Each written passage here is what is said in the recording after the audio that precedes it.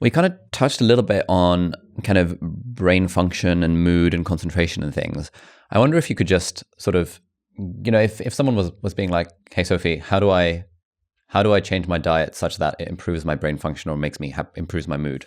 What are like the top recommendations here? Yeah, great question. So omega-3s are super, super important for our brain structure, as we've talked about, and they can also help to protect us from excess inflammation in the brain, which is linked to anxiety and depression and stuff like that. So either make sure you're having at least 2 portions of oily fish a week or take your omega-3 supplements. B vitamins are incredibly important for our brain health. They make things like serotonin, melatonin, they make dopamine, GABA, all of these really important brain chemicals that we really need all the time. So B vitamins are really essential for brain function. And we've got some really interesting work showing that you can use B vitamins in controlled circumstances in replacement of SSRIs, so anxiety and depression treatments, and they work in a very similar way in the right doses at the right moment for the right people. So B vitamins super, super important for general brain function and brain health. And then we also think about things like antioxidants, and particularly the anthocyanins from blueberries are amazing for our brain health. So not just blueberries, but anthocyanins come in like red cabbage, other dark purple vegetables. And there's some amazing data showing that if children are given a blueberry smoothie before an exam, they perform better in that exam than the children who haven't had a blueberry smoothie. And then when we swap them over and the level of the exam stays the same, and the first children are given the blueberry smoothie, not given the blueberry smoothie, second children are, the children who had the blueberry smoothie always perform better than the children who didn't have the blueberry smoothie. So what we think is happening there is it's getting better blood to your brain, and that is meaning that you can have a better mental performance in a very short period of time. So it's having that direct impact on your brain health in that moment.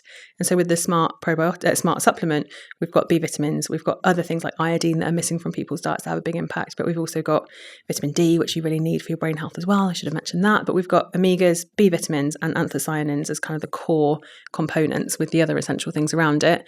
And I mean, I designed this, right? And then you do all the research and you put something together and you think, do you know what? I think that's going to work really well given the research that we've got. But you always have this kind of slight skepticism. And then when the reviews started coming in for it, I was like, oh my God, it's really working for people. And it really works for me as well. I think with my ADHD and stuff, those nutrients are so important to me. And it really helps in terms of brain function for lots of people. And the reviews really kind of speak for themselves on that. Can we zoom into vitamin D? What's going on with vitamin D? Sure.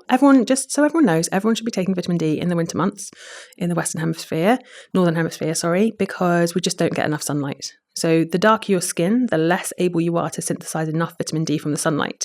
So the way that those studies are conducted are that people of all different skin colors are put in the Spanish sunshine in the summer for an hour at lunchtime, and they see how much vitamin D is increased, and they can see that the darker your skin, the longer you need to be in the sun to synthesize the same amount of vitamin D, and the lighter your skin, the less amount of time you need to be in the sun to synthesize vitamin D. I'm a ginger. I synthesize more vitamin D than anyone else in the world.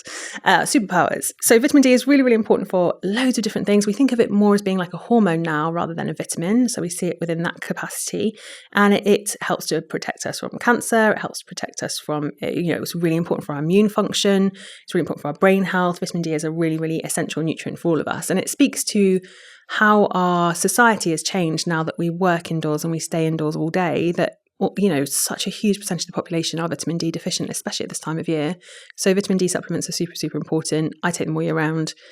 I think everyone else should too, but the government recommendations are that everyone takes them between October and April.